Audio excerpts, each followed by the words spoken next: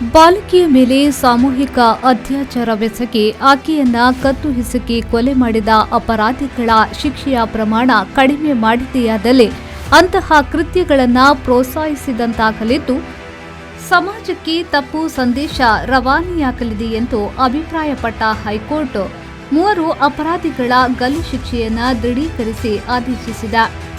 ವಿಚಾರಣಾ ನ್ಯಾಯಾಲಯ ವಿಧಿಸಿದ್ದ ಗಲ್ಲು ಶಿಕ್ಷೆಯ ದೃಢೀಕರಣಕ್ಕಾಗಿ ರಾಜ್ಯ ಸರ್ಕಾರ ಮತ್ತು ವಿಚಾರಣಾ ನ್ಯಾಯಾಲಯದ ಶಿಕ್ಷೆ ರದ್ದು ಕೋರಿ ಅಪರಾಧಿಗಳಾದ ಮಧ್ಯಪ್ರದೇಶದ ಜೈಪುರ್ ಆದಿವಾಸಿ ಮುಖೇಶ್ ಸಿಂಗ್ ಮತ್ತು ಜಾರ್ಖಂಡ್ನ ಮನೀಶ್ ತಿರ್ಕಿ ಅವರು ಹೈಕೋರ್ಟ್ಗೆ ಅರ್ಜಿ ಸಲ್ಲಿಸಿದರು.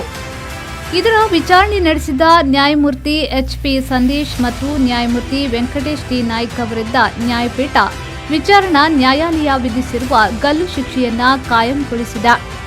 ಅಪರಾಧಿಗಳು ಬಾಲಕಿಯ ಜೀವವನ್ನ ಲೆಕ್ಕಿಸದೆ ನಿರಂತರವಾಗಿ ಒಬ್ಬರ ಬಳಿಕ ಮತ್ತೊಬ್ಬರು ಅತ್ಯಾಚಾರವೆಸಗಿದ್ದು ಇದೊಂದು ಇಡೀ ಸಮಾಜದ ವಿರುದ್ಧದ ಅಪರಾಧ ಕೃತ್ಯವಾಗಿದೆ ಎಂದು ಅಭಿಪ್ರಾಯಪಟ್ಟಿರುವ ನ್ಯಾಯಪೀಠ ಗಲ್ಲು ಶಿಕ್ಷೆಯನ್ನ ದೃಢೀಕರಿಸಲಾಗುತ್ತಿದೆ ಎಂದು ತನ್ನ ಆದೇಶದಲ್ಲಿ ತಿಳಿಸಿದೆ.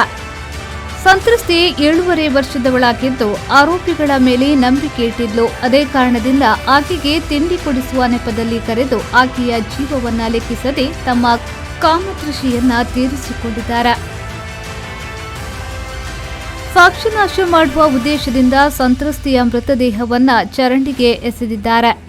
ಈ ಘಟನೆ ಕೇವಲ ನ್ಯಾಯಾಂಗದ ಆತ್ಮಸಾಕ್ಷಿಗೆ ಮಾತ್ರವಲ್ಲದೆ ಇಡೀ ಸಮಾಜದ ಆತ್ಮಸಾಕ್ಷಿಗೆ ಆಘಾತವುಂಟು ಮಾಡಿದೆ ಎಂದು ನ್ಯಾಯಪೀಠ ತನ್ನ ಆದೇಶದಲ್ಲಿ ಹೇಳಿದೆ.